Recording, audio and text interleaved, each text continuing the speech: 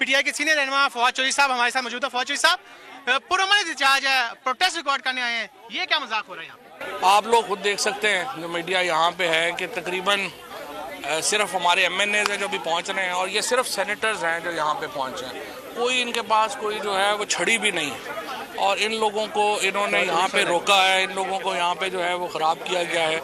और मुझे नहीं समझ आती कि हुकूमत इतनी पैनिक क्यों कर रही है। ये अहमकाना हरकतें, पूरा इस्लामाबाद बंद कर दिया, एक पूरा जो है यहाँ पर एक कोहराम मचा दिया, और यूँ लग रहा है कि पता नहीं क्या हो गया।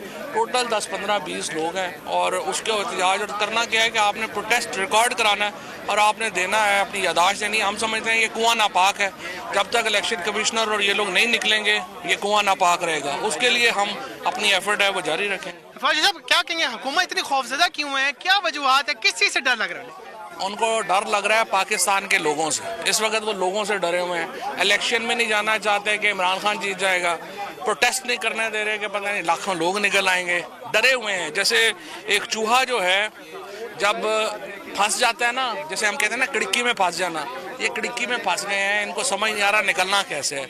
ये उस चूहे की तरह हरकतें कर रहे हैं जो कि उस वक्त चीज़ खाने के चक्कर में घुस तो गया है, लेकिन अब उसको समझ नहीं आ रही बाहर कैसे निकलना। कौम को क्या पैगाम देना चाहिए? कौम को पैगाम देना चाहूँगा, तगड़े हो जाएं, इलेक्शनों के लिए तैयारी करें, इमरान खान को 2/3 मेजोरिटी से वज़ीर-ए-आज़म बनाना। जी बिल्कुल, फवाद चौधरी साहब का यही कहना है कि कौम जो है वो तगड़ी हो जाए और इमरान खान को दोबारा 2/3 अक्सरियत से जो है मुल्क का वज़ीर-ए-आज़म। बहुत शुक्रिया। फवाद चौधरी से गुफ्तगू कर रहे थे, और लाहौर में तहरीक इंसाफ के